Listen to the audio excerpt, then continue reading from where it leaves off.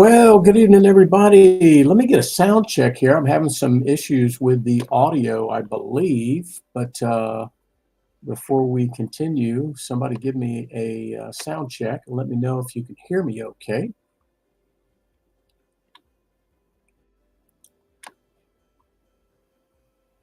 We'll wait here for just a minute.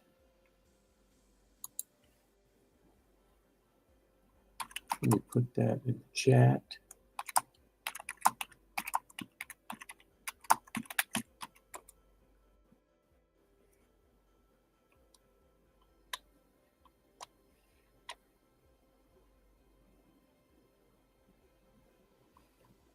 Sounds good, Steve says. Okay.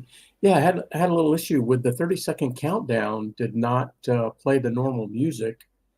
So I wanted to check and make sure everybody could hear me okay. I think you heard the intro music there like normal. That's good. But good to have you all in here on September the 15th, 2024, the 295th edition of Speaking of Zane. Coming up, 5 more to go to hit the 300 episode mark. Wow. Incredible. That's a lot of episodes for sure. But appreciate you guys tuning in when you can on Sunday evening, 8:30 Eastern time, to listen to me ramble about Zane and other topics. But good to have you all in here. Let's see who we've got in here. We've got Steve Shirley in here. Hey, Steve, welcome back. I know that you and Kathy were out last week traveling. We got your cemetery visits logged.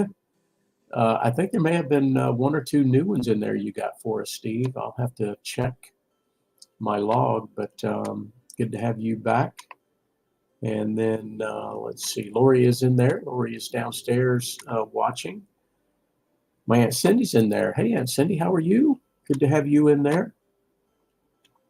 And over in Alabama.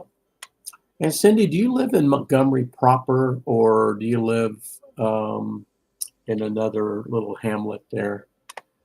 Good to have you in there. My dad's in there. Hey, Dad, I know where Dad lives. Fitzgerald, Georgia. How about that? About a couple hundred miles south of here.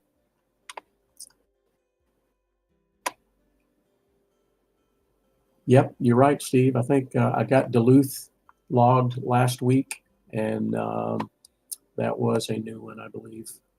Thank you for doing that. We've got a couple of other new ones this week here I'll talk about when we get to that segment. But good to have everybody in here. Well, I mentioned Lori. Lori's on. Lori is making a tremendous recovery. Lori has been ill.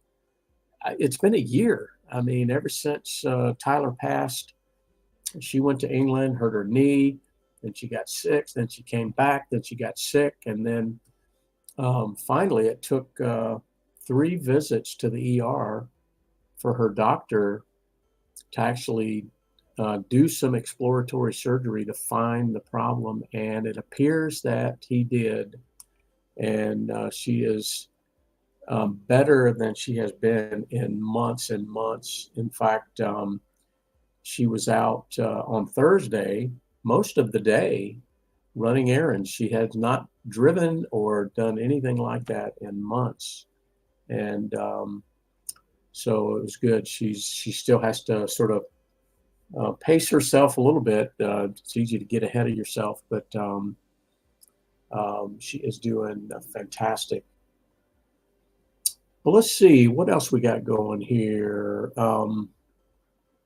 This was let's see. I was supposed to go to St. Louis this week, but I didn't go.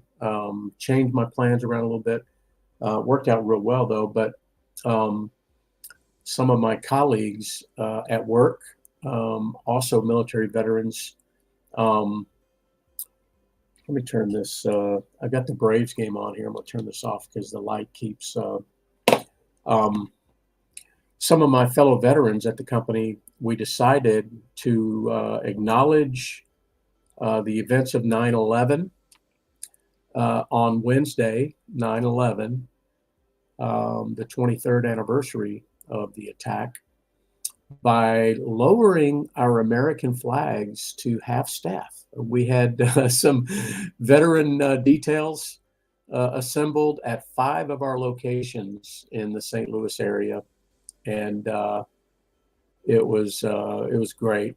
They sent a lot of pictures, and the team was fantastic. There was probably a dozen military veterans and our facilities team, and at exactly 7:56 Central Time, which was when the first plane hit the first tower, they lowered the American flags to half staff. It was fantastic. They sent me a bunch of pics and everything. I wrote a little article about it. But it was great. I've said over and over again, even going back as far as last year, that, there are young adults in the workforce now that were not alive for 9/11, so they don't have a firsthand recollection. And so we just decided to do something to make sure that they know about that and the sacrifice there and the response. And anyway, that was our little way of doing that, but it was very successful. First time the company's ever done it. Our company's 30 some years, 34 years old, never done anything like that, but we did it this year, and hopefully that will continue there. And I've got some ideas about other dates to do that. It takes a little bit of logistics to do it because we have so many different locations, but well worth it. But I was supposed to be there this week, changed my plans for a lot of reasons, but it worked out real well because our daughter, Charlotte, our second daughter, who you may recall is a Georgia Southern grad, a Texas A&M grad, an FBI Academy grad, now works at United Airlines. She was actually her undergrad college, Georgia Southern, invited her to come and lecture on 9/11 about airport, air travel security in a post 9/11 world. And of course, these are all folks at Georgia Southern that most of these folks in that age group were not born at the time. Charlotte was only 6 on 9/11. And here she is now, the geopolitical analyst advising the leadership at a major airline on what their security posture should be. It's just incredible to think about the time. Well, she was 6 years old at the time, and now she is the person that advises a major airline on what their security posture should be. It's an incredible achievement. But anyway, Georgia Southern invited her to come back. They flew her down from Chicago. They put her up. They treated her like a king. She was there for a couple of days. I originally was not going to be able to go because I was supposed to be in St. Louis, but I moved some things around. I was able to go. She didn't know it, and I surprised her. I drove 4 hours down. I showed up about an hour early, and I waited for, it was a theater like a lecture hall, right? The graduated seating and everything. And I found the building. It's a new building. It wasn't there when she was going to school there. Found the building, parked, and found the room, and walked down the hallway. And I looked in the window. I saw her on the stage, and there were still about 15 minutes to go. So I kind of hung out in the hallway, and then right before they introduced her, and there was probably a group of 60 or 70 students in there. Right before they introduced her, I snuck in and went into the back row, and I didn't want her to be nervous. Now, she wasn't. She's 29 years old, but I didn't want her to be nervous. But she saw me before it started and came up the aisle and gave me a hug and everything. And she had no idea I was going to be there, but she killed it. She was absolutely fantastic. It was about an hour and 15 minutes, and the audience was enthralled. And these are all, most of these were students that are in like international affairs or some other related discipline of study. And anyway, she just did such a fantastic job. It was at 5:30 p.m. It went to about 6:45, and it was fantastic. And I was so proud of her. And then they invited me. They were taking her, the dean of the school, and a couple of her professors, including the one that she really adores, Dr. Van Tassel, taking her to dinner after, and they invited me to come along, and it was already like 7 o'clock, and I wanted to drive back to Atlanta, so I ended up driving back to Atlanta, and I couldn't stay, and I didn't want to take any of her spotlight. I wanted her to be the center of attention. I didn't want to distract from any of that, and I wanted to get back. I could have stayed certainly, but it was fantastic to watch her all these years culminating in this kind of thing. She got to talk about, a few of the things she's involved in at a non-secret level, and it was really awesome. I mean, Lori and I took her down there. Lori took her down there for, I think, her first orientation, or before she was even accepted, when she was still looking for schools. Lori took her down there for something, and then eventually we went down there for her first day and all that stuff. It just seems like so long ago, but it seems like yesterday. And now, all these years later, she graduated there in 2017. So now all these years later, she's back there lecturing. It was just very surreal, but very proud of her. And she sent a nice note to me and Lori today, saying thank you guys for being my biggest supporter. It's really her mom did everything for her to get her positioned, and all the applications, and took her where she needed to go, and all those different things. Lori knew how to do all that. I had no idea. But anyway, it was fantastic. Oh, hey, Ken's in there. Hey, Ken. Ken is down in Miami looking after his son, who had a little sickness or something. But Ken, good to see you pop in there. Disc in his back. Yeah. So Ken is down there. Ken and Janet are down there looking after their son like a good mom and dad. But good to have you pop in there, Ken. Okay, well, let's see. So I was able to run down there on Wednesday, watch Charlotte, give her a big hug, get a couple of pictures, and then drive back. But it was absolutely worth it. And then Thursday was when Lori was out and about. First time in months that she's been able to get up and out and about on her own and everything. So it's a good sign. And then Friday's my early day. Friday I get up early because my team in London has their weekly wrap up at 10 o'clock their time, which is 5 o'clock our time. I need to get them to move that, but anyway, I get up about 4:30 on Fridays, and I join them at 5 o'clock.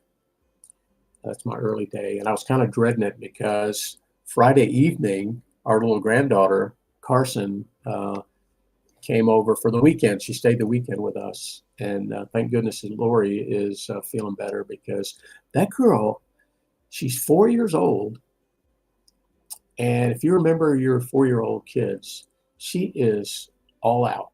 I mean, like, and she can't keep herself entertained. You've got to be in it with her, whether it's coloring or playing a game or watching something. It's not good enough for her just to do it. You got to be in it. So it's exhausting is what it is. But she did really good. She was here, Lori, Friday night and Saturday night, and she went home today. But she's absolutely gorgeous. She'll be 5 in December. Is she a New Year's Eve baby? She's like the last couple of days of the year. But anyway, so that was. I was glad. I'm always glad to see her go, honestly, because I have things to do. But she's absolutely incredible. Loves her Grammy to death, and But that was fun. But when she left, that meant I could get some things done, right? I mean, I've got chores to do, right? And if you remember um, last week, I talked about my lawnmower breaking, and I was worried because you really can't go more than a week for the lawn starts getting out of control. The last weekend, I couldn't get the mower fixed. The pull start recoil thing broke anyway. I didn't think I was going to be able to fix it, so I was all prepared to go buy a $400, $500 mower. This one's 12 years old. It's a Briggs and Stratton, a good mower, but it's 12 years old. So I was ready to suck it up and go buy a new one, but I thought, well, let me give this a shot. So I analyzed things a little bit. I get this from my dad. He can fix anything. But I figured out that if I could break the rivets on this pull start thing, I could take it off. And anyway, so I ordered one, and it comes with nuts and bolts. So I'm like, okay, I'm golden now. I just have to pound out the rivets and all this stuff. Anyway, it comes in.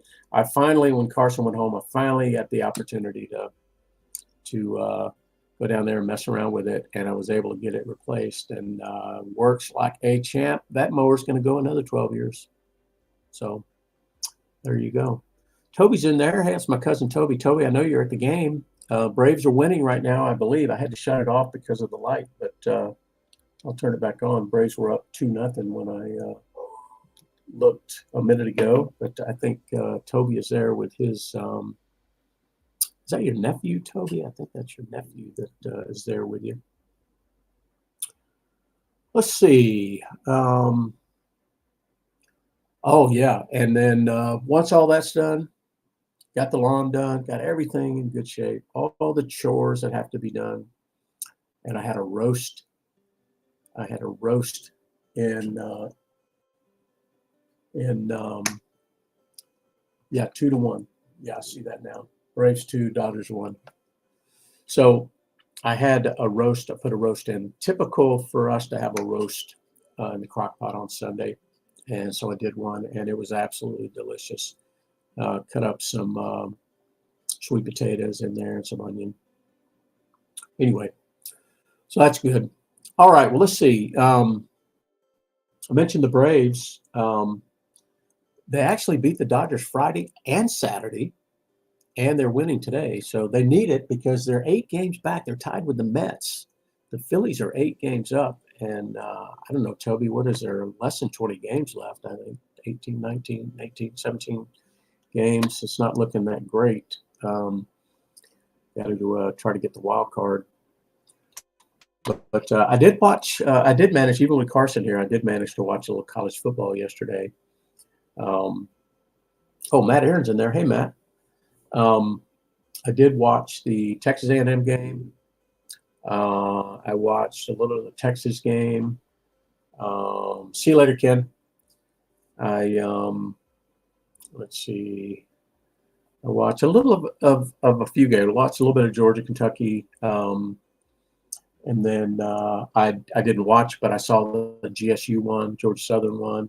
So it was a good weekend for A&M and Georgia Southern. A&M beat Florida in the swamp. So that was a good Saturday. This is an interesting time of year when you got college football on Saturday and baseball still going. So if you're a ball fan, it's a good time of year. Okay, well, let's see. Daryl, I don't know if Daryl's in here tonight. He may be sleeping because Daryl took a trip, drove from St. Louis to Omaha. We had a sort of an informal gathering of PAX maintenance guys there in Nebraska. And they went to the Sac Museum today. Daryl chronicled a few things. Daryl made a visit to Omaha National Cemetery. We'll talk about that in a minute. But Daryl drove all the way from St. Louis to Omaha and back. And he just got home just an hour or two ago. So he may have just passed out. I don't know. I didn't see his name in here tonight, but I wouldn't blame him if he just went straight to bed. That's a long drive, long day, long couple of days. But it sounds like he had a good time. I'm looking forward to hearing some more about it on Facebook. But I hope to make the next one of those. Hat of the week, hat of the week, hat of the week always has something to do with what the heck is going on around here at the fabulous McDonald State Insane Asylum. And because I went to Georgia Southern, one of my favorite universities, on Wednesday to see Charlotte, the Georgia Southern Eagles is the hat of the week. How about that? All right. Well, let's see. Ken had to go. Ken, we'll see you next time, buddy. Well, let's move on to some this week in military history items. Of course, this past week on Wednesday was the 23rd anniversary of 9/11. And wow, it's hard to believe 23 years ago when we were attacked. What was it, 2,799 or I can't remember exactly how many people perished that day, but just an absolute tragedy whose impact we still feel today, every day in our daily lives, especially if you travel. Just an incredible event. Last year at work, we did I figured out I can share this with you guys. We did a roundtable discussion with 4 people that I work with who had a firsthand account of the events of the day. One was in Tower 2 when Tower 1 was struck. He got out. It's a good friend of mine called Bill, lives here in Atlanta. Another guy, Vince, lives in South Florida now. He was living in New York City, and his apartment looked out over the World Trade Center. He was able to watch everything unfold. And then a third guy was in the Navy at the time, and he was stationed at the Pentagon, and he was working overnight. He'd come home in the morning. His mom called him and woke him up to check, if he was okay. And then that's when he saw, and he sped to the Pentagon, picked up some people along the way. It's just a fascinating story. And then the fourth guy was also a Navy guy, but at the time he was working for Verizon and was in DC when the Pentagon was struck. Talked about that, and then he deployed the next day or two to New York City to help bring all the phone service and everything back up. Just incredible conversation. My friend Jay, who's a retired Army colonel, moderated it. I was supposed to moderate it. I was going to be moderating it from London. And Tyler passed away, and I was dealing with all that. And so my friend Jay stood in for me. I had prepped everything. I had everything lined up. I had the script and questions, everything lined up. Jay did such a great job filling in for me. But I figured out that it is publicly available. I can share it with you. I think I will share it on the Speaking of Zane Facebook group. It's about an hour long, but it's just fascinating. 4 accounts of that day. Incredible. I'm glad we got them cataloged. But I'll share that anyway. So that was September 11th, 2001. Fast forward, 11 years, and we had another event on September 11th. That was 2012, when the Benghazi, that consulate was overrun. Just a tragedy, often overlooked or overshadowed, but we lost 4 folks there, 2 former SEALs, an IT guy who was a former airman and also happened to be a ham radio operator. And then we lost the ambassador, of course. And then fast forward, teleport back to 1981 on September 16th. I guess this would be tomorrow, September 16th, 1981. A young 18-year-old became an airman. That's me. September the 16th, 1981. Seems like yesterday. Well, Daryl is in there. Daryl, we were just talking about you and your trip to Omaha and the sort of informal reunion, your visit to the SAC Museum. If you want to put any comments or observations or anything in the chat, feel free. We figured that after that long drive, you probably just got home and went to sleep, but good to have you in there. And I enjoyed following your account of the event there, and sounded like you had a really good time there. And I'm glad you safely made it there and back. And look forward to hearing more about it. And hopefully you took some pics maybe that you can post. But I know you got to visit our old friend, tail number 049 at the SAC Museum. So Daryl, was the plane open? I don't think it was this weekend, but it was last weekend. They had an event last weekend and the plane was open. So, I don't think you guys got to go on it this weekend, but a bunch of folks did last weekend. But good to have you in there. Okay, well, speaking of Daryl, how about some Veteran Cemetery Challenge? We always do these. We always talk about people that have visited cemeteries where there are veterans. And we got the idea. Lori and I were on a trip to Texas A&M to see Charlotte. On our way down, we drove this trip. We drove through Mobile and then Biloxi. And we stopped in Biloxi and we went to the museum there. Was it Biloxi National Museum, I think it's called. And that kind of started it. I guess that would have been about 2018 or something like that, 17, 18. But that kind of started us tracking that. And those, of course, after Zane was placed in a national cemetery, all of a sudden they became important to us. And we found ourselves wanting to explore them. And that's how that whole thing started, where we would begin tracking it. And you guys in stellar fashion have jumped on board with us. And over the last,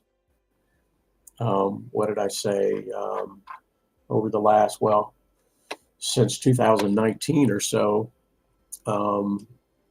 we have collectively made about 1,272 visits. We started with one. Now we're at 1,272 visits, and we've done that to over 190 different locations. I mean, we go to Georgia National all the time. Daryl goes to Jefferson Barracks all the time. Amy goes to Omaha National. Jimbo goes to Omaha National. So we have a lot of repeats, but we have 190 distinct and different locations, including a couple of new ones last week and a couple of new ones this week. And it's a way just to honor those that are there. And now many of our collectively loved ones rest in those places. Absolute hallowed ground for sure. But I know that Daryl made a couple of visits this week to Jefferson Barracks National, because he went on a visit to see Wanda, but he also went on a different visit to come alongside the Carry the Load group, who were every 9/11, they go to national cemeteries all across the country and they wash the headstones. And I've done it with them once here at Georgia National. They don't do it every year at the same places. But anyway, this year they did Jefferson Barracks, and Daryl got some photos out there of that. So, and then of course, Daryl, I mentioned, made a visit today, which I kind of suspected he would, to Omaha National Cemetery, and he paid his respects to our friend Tom Vanderwerken and Roy Walton, Amy's husband, and to Dagan Page. By the way, this weekend was also the Dagan Page golf outing down at Beaver Lake, where every year they do a golf outing.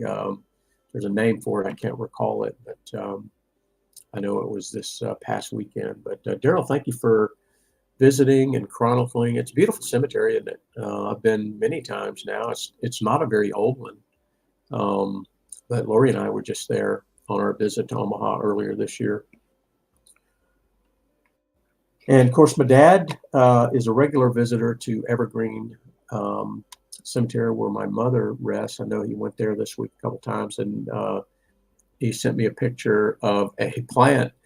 Um, Me and my grandson Everett went down there some weeks ago and spent the day, and we took a plant for my mom.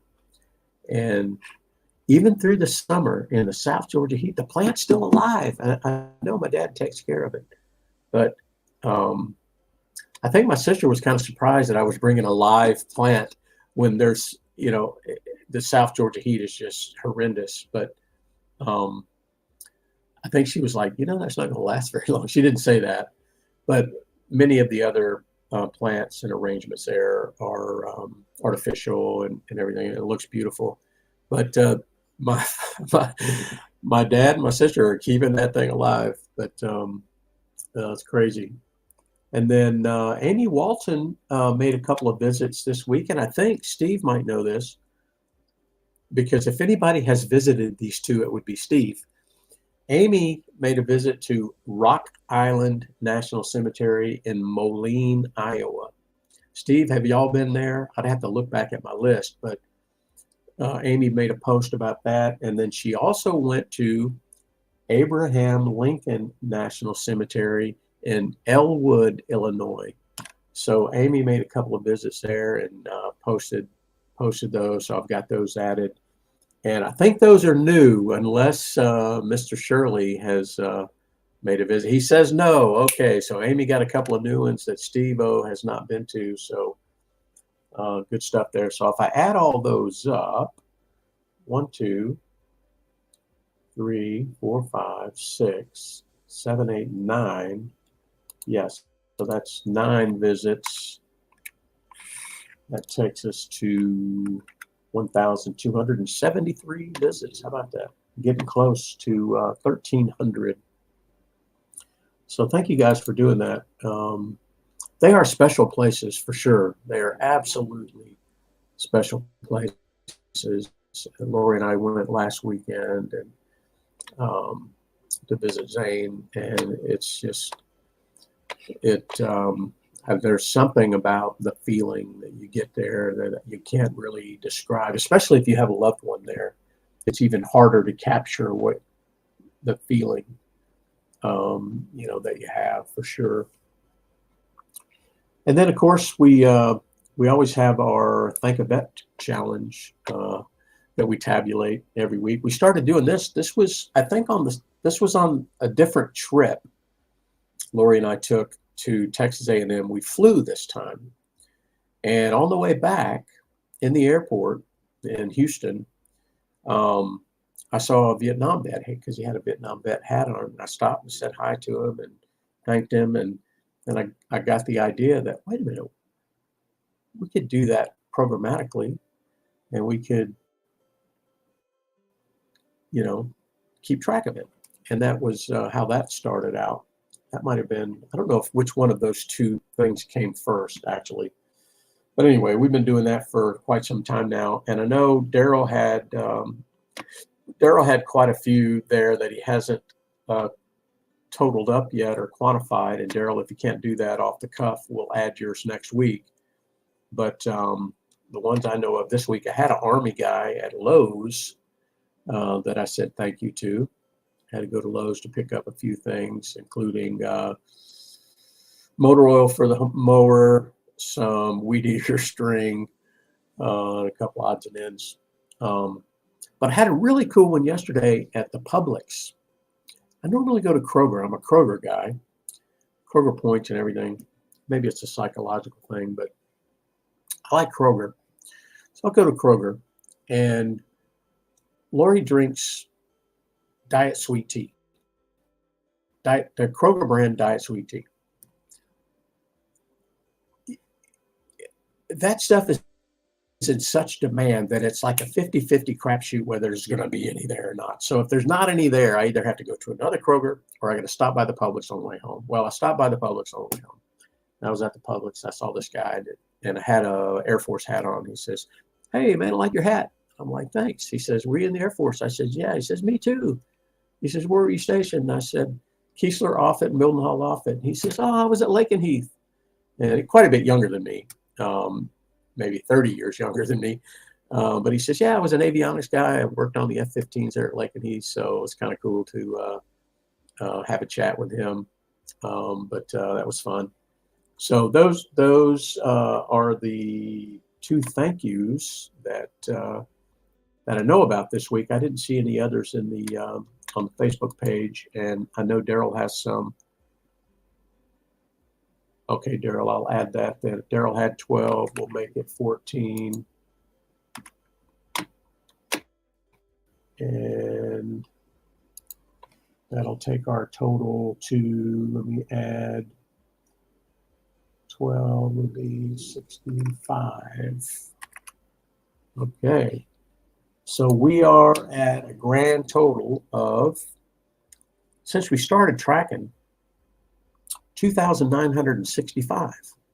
2,965. So what does that mean? We got 35 to go. 35 to go before we get to 3,000. How about that? Not too shabby. Not too shabby. Thank you guys for doing that with us. It's, we're not hunting veterans, but when you're out and about at work, school, church, grocery store, work, whatever, you're bound to run into some vets or first responders, and they're certainly worthy of an acknowledgement, and that's what we do here. So thank you guys for playing along and let me calculate those. It's a lot of fun. Well, let's see. Organizations already mentioned carry the load. Daryl, they didn't do it at Georgia National this year, and I know they can't do it at every location, but I mentioned carry the load. They're the ones that do a Memorial Day during the month of May. They have like 5 routes they take, and it takes them a whole month, and they hit all of these veteran cemeteries on a route. Like the eastern route will start in Maine or Massachusetts and work their way down the eastern seaboard, down into Georgia, Florida, up to Tennessee, down in Alabama, and then over to Texas. They finish up in Dallas, and Lori and I have had the opportunity several times to meet them out at Georgia National. And well, on 9/11, they have another effort, and that's cleaning the headstones at cemeteries. And so they did that at Jefferson Barracks and many others this past week. And Daryl got to be part of that. And then My Warrior's Place, saw Kelly was on last week from My Warrior's Place. Well, she's not on this week because she's in Italy. I saw that she posted her and her, Lori, was it her cousin or one of her friends or something, went over to Italy for a visit. But we're going to try to get down there. I don't know if it's November or December, but sometime in there we're going to do a work day. But I'll let Ken, I'll let you know. Dad, I'll let you know. And if the stars line up, maybe several others can make it. I got a bunch of people at work that are itching to get back out there. And then, of course, like Lori mentioned in the chat there, Wreaths Across America. So this year it's on December the 14th. December the 14th, Saturday the 14th, will be Wreaths Across America Day at most of the national cemeteries all across the country and more. Every year they add more, but it's hundreds of them. And so December the 14th will be the official day. And let's see, what else was I going to say about that? Stay tuned. Sometime in early November, we'll start. If you all want to participate at a location, or if you want to donate wreaths, for the last probably 5 years, we've had an official Speaking of Zane website page on Wreaths Across America, and you can be part of that team if you'd like to be. So stay tuned for that. Thank you, Lori, for reminding me of that. So once we get a little bit closer, they'll begin to announce those things. I'll have to update the page and everything. They'll help me make sure the dates, all that stuff's right, and let everybody know about it. Okay, I think that is it. for this week, speaking of Zane, I didn't see any accidents or anything this week. Usually I follow my news feeds, send me if there's any deaths across the military or accidents, and I don't recall seeing any this week, which is a good thing. Well, so good to have you all in here tonight for another edition of Speaking of Zane. Look forward to next week already. I'm home. I'm home all of. Well, let's see. Wait a minute. So Lori and I are going to on Friday. We're driving to Memphis. So we're going to my sister Sharon's daughter, Ashley. She's the middle daughter. She's getting married, and so we're going to go to the wedding. I think it is true that we've been to all three of her daughter's weddings now by the time we go to this one. And she lives in Memphis, so we're going to go to Memphis, drive to Memphis Friday, weddings on Saturday, and then back on Sunday. So should be back in time for Speaking of Zane. If we're not, I will let everybody know. But we'll look forward to seeing everybody again next week.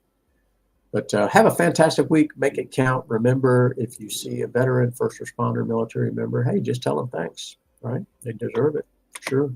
And let us know about it. Daryl, glad you're home safely. Dad, good to see you in there. I know Ken had to drop, but he's down in Miami. Wishing him the best and his son. And we'll look forward to seeing everybody next Sunday for the next edition of Speaking of Zane. Talk to you then.